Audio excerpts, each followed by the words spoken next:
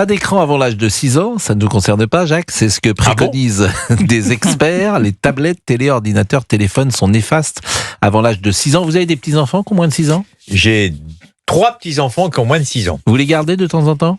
Non, ils n'ont aucune confiance en moi. C'est vrai ? Jamais vous les gardez ? Jamais vous êtes seul avec eux ? Je les vois très très souvent, mais me les confier, je pense que je serais pas capable de les garder correctement. Je peux faire une boulette. Vous pouvez les garder l'après-midi quand même, ou les emmener de temps en temps. Mais je les vois régulièrement, etc. Est-ce qu'ils dorment chez vous, par exemple, un soir ? Non.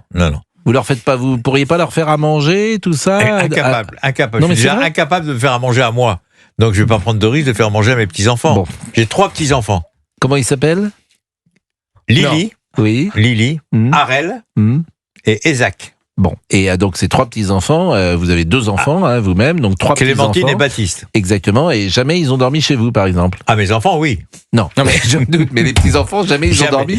Jamais. Bon, c'est bien. Mais c'est clair, ils n'ont pas totale confiance en moi. Voilà. Bon, ils ont pas que c'est une petite boulette. Bon, les tablettes, télé, ordinateurs... Mais je les vois souvent. Bien sûr, oui, mais je ne sais pas où et quand. Je les vois chez mon fils et chez ma fille. Bon, les tablettes, télé, ordinateurs, téléphones sont néfastes avant l'âge de 6 ans, car, je cite, ils altèrent durablement la santé et les capacités intellectuelles des enfants. Les experts appellent à une prise de conscience collective, c'est une bonne chose, ils ne répondent pas aux besoins de l'enfant. Mais j'ai envie de dire, les parents sans doute, ça retarde le langage, trouble de l'attention, de la mémorisation. Les professionnels de santé et enseignants constatent les dégâts produits par une exposition régulière. On est avec Karine Deleuze, qui est psychologue. Bonjour Madame Deleuze. Bonjour Pascal. Et merci d'être avec nous. J'ai entendu, je vous assure, parfois, ça, même non pas en colère, mais ça me fait sourire, j'ai entendu qu'il y aurait un couvre-feu numérique de proposé par, je crois que c'est Monsieur Ruffo et Monsieur Attal qui ont écrit ça. Mais le couvre-feu numérique, il a un nom, il s'appelle papa et maman, en fait. Je veux dire, à 10h du soir, tu mets tes enfants, ou à 9h du soir, d'ailleurs, tu les mets dans le lit, Karine Deleuze, et tu leur enlèves les portables et les écrans. Oui, alors ça dépend les enfants de quel âge, parce que vous avez les adolescents, c'est quand même des grands gaillards, vous n'allez pas les prendre et les amener au lit, d'autant plus que les parents... Quand ils ont 13 ans, 14 ans, 15 ans, tu vas te coucher. Oui, alors ça se passe pas du tout comme ça en fait dans les foyers aujourd'hui. Les parents ont complètement perdu la main. Ils sont terrorisés au sens où les enfants font du terrorisme, ils font des menaces, ils ont des téléphones clandestins, ils arrivent à court-circuiter les contrôles parentaux. Donc en fait, aujourd'hui, il faut quand même une solution d'urgence par rapport à quelque chose de très grave qui se passe dans les foyers et dont on ne parle pas assez en fait. Il y a même de la violence pour un téléphone. J'entends ce que vous dites, mais vous semblez dire que tous les parents sont débordés par leurs enfants. De 13 ans, 14 ans, 15 ans. Je peux vous dire que j'ai quelques exemples que je vis quotidiennement, ça se passe pas comme vous dites. Écoutez, moi je sais pas, je reçois presque 30 familles. Mais par définition, ceux que vous recevez, mais ceux qui viennent pas, ils ont pas de problème.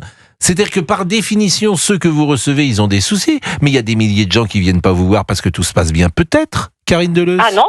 Alors, je pense que tout le monde a lâché l'affaire parce qu'il y a une espèce de normalité. La normalité a changé de camp. La normalité, maintenant, c'est le progrès, c'est les écrans. Et en effet, quand vous voyez des enfants qui font du TikTok pendant 4 heures, et quand je vous dis faire du TikTok, ça veut pas dire regarder TikTok. Maintenant, les enfants, les ados disent « je fais du TikTok ». C'est devenu une activité. Écoutez, j'entends ce que vous dites, moi, et puis c'est vous la professionnelle, donc j'entends ce que vous dites, mais lorsque vous dites tous les parents ont lâché l'affaire, je m'étonne de cette phrase. Alors, on va pas dire tous, mais on va dire que la très grande majorité, mais c'est pas qu'ils ont lâché l'affaire, c'est qu'ils sont complètement démunis, ils sont totalement désorientés. On a mis dans les mains des enfants et des ados un outil qui n'est juste pas adapté à la maturité de l'enfant. Et on voudrait qu'ils sachent s'en servir. Alors, pour savoir s'en servir, il est obligé de grandir très vite, il est obligé de faire n'importe quoi, et on en arrive avec des enfants qui ont des états limites, et ça devient très grave, parce que ce n'est juste pas adapté à la maturité de l'enfant. Nous sommes d'accord. Alors que là, je vous donne quelques petites informations que nous avons puisées ici ou là, alors que les adolescents passent entre 3h30 et 5h par jour devant un écran.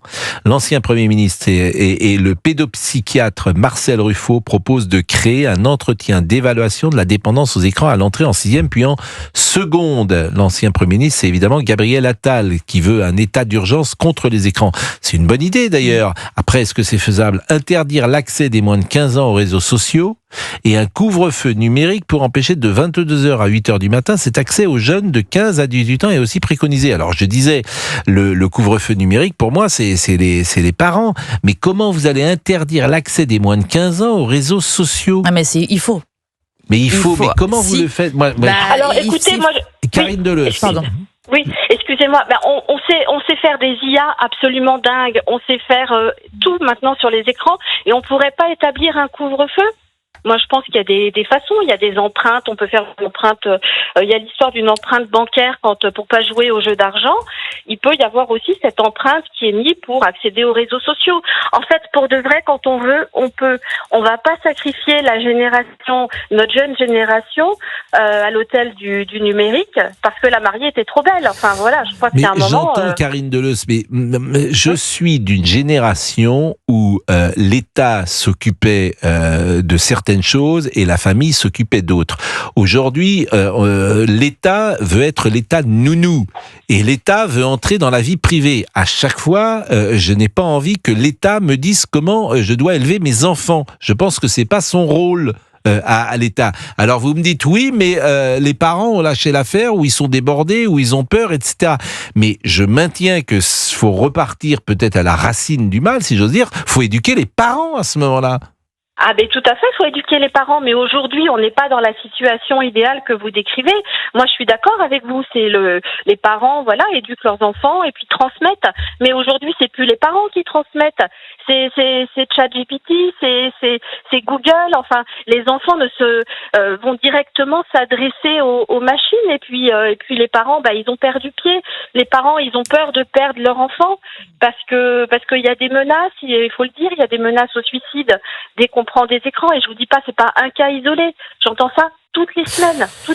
Karine Deleuze est avec nous, elle est psychologue, vous êtes sur Europe 1, il est 12h24, ce que vous dites nous fait évidemment peur, parce qu'on est en train de fabriquer des générations de jeunes gens qui vont être incultes, qui vont pas pouvoir se concentrer, qui n'auront pas une curiosité de faire autre chose qu'être sur un écran, qui ne feront peut-être pas de sport, etc. Moi, je suis vraiment très, très inquiet quand je vous écoute, Karine Deleuze, parce que je ne vois pas tellement de solutions. Sinon, on veut dire vous voir. Mais au moins, quand les gens qui viennent vous voir, après, ça change. Ceux qui ont des soucis avec leurs enfants, est-ce que vous arrivez à les remettre sur le droit chemin, si j'ose dire ? Ben oui, je suis obligée d'accompagner les parents pour tenir justement la mise en place des règles, pour les rassurer, pour après. En fait, il faut surtout d'abord prendre les parents pour leur faire comprendre pourquoi il est important de poser telle limite et telle limite. Alors, on n'en est pas à des posologies, je le redis encore une fois. Les histoires de temps d'écran, c'est une catastrophe. On laisse entendre qu'il existerait un temps d'écran. On dit pas, tiens, c'est le temps du travail, c'est le temps de l'histoire, c'est le temps du brossage de dents. On a créé une unité de temps qui serait le temps d'écran, qu'on distribue comme des posologies médicales. Alors toi, t'as 10 ans, on va te donner 2 heures. Toi, t'en as 13, on va t'en donner. Et les ados, les enfants, ils viennent chercher leur temps d'écran comme on vient chercher sa dose de médicaments. Sa dose de médicaments à quoi? Au réel? Parce que le réel leur est complètement insupportable. C'est le diable. Le diable, les écrans, c'est le diable, je vous assure. Moi, oui, c'est le diable. C'est le diable, parce que la vie que nous avons eue, et Jacques, qui est un peu plus âgé que moi, mais quand on avait 12 ans, 13 ans, 14 ans, c'était quoi notre vie quand on était en vacances? C'était être dehors, comme on dit. Et qu'est-ce qu'on faisait dehors? On jouait au foot. On courait, on faisait du sport, essentiellement. L'été, qu'est-ce que nous faisions? On arrivait à 9h ou 10h sur la plage. On faisait du volley. On allait se baigner. On jouait au foot. Honnêtement, quand j'avais 10 ans, je lisais pas Proust sur la plage. Non, mais une petite BD, je sais pas. Voilà. Et puis on se reposait, évidemment. Entre-temps, on faisait rien, on était sur la plage. Mais en tout cas, jamais on était devant un écran. Jamais. Il y avait même pas, je vais vous dire, dans l'été, on n'avait même pas de télé. Parce que on allait dans des maisons où il n'y avait pas forcément de télé, la télé n'était pas partout. Donc ça fait peur, parce que d'abord le sport, moi je suis un militant du sport. Karine Deleuze, parce que c'est la meilleure chose pour des jeunes gens. Tu te dépenses physiquement, t'apprends la compétition, t'apprends à vivre ensemble. C'est formidable le sport. Mais je suis très inquiet. Bon, merci beaucoup Karine Deleuze, psychologue. Je vous en prie. Merci beaucoup. Merci. Bonne journée. Vous êtes dans Paris? Vous êtes Oui, je suis entre Paris et Marseille. Ah bah c'est assez large. Les deux cabinets. C'est un grand je secteur. suis à Paris et à Marseille. À Paris et à Marseille. Et vous préférez être à Paris ou à Marseille? J'aime bien travailler à Paris, mais je préfère vivre à Marseille. Ah bah oui, mais alors comment vous faites? Comment vous allez faire? Je fais des allers-retours. Bah dites non, c'est pas simple votre vie, des allers-retours entre Paris et Marseille. Et vous voyagez en chemin de fer dans ces cas-là ou vous prenez l'avion? Bien sûr, chemin de fer, économique. Eh bien non, mais c'est bien en plus, c'est plus pratique parce que je sais pas si c'est. Et puis je travaille dans le train. Ouais, économique, c'est cher le billet de chemin de fer. Oui. Bon, merci beaucoup. Et l'ami Jacques Vendroux est là et on aura une surprise pour lui. Parce il a une tenue économique. Ah, il a une tenue, on dirait Monsieur CTLM. Pardon? Il est habillé de vert. Tout de vert vêtu, j'ai fait un effort pour vous. c'est le géant vert. Mais non, mais vous savez, on dirait un sapin de Noël. Mais je suis un sapin de Noël. C'est la Saint-Patrick. C'est un Saint-Patrick aujourd'hui. Mais je suis un sapin de Noël. Là, il est en train il lit le journal. Je sais même pas s'il a regardé le match hier. Il est en train de découvrir. Non, mais non. Ça va, La taquinerie est. Non, mais ça va. Allez, Il a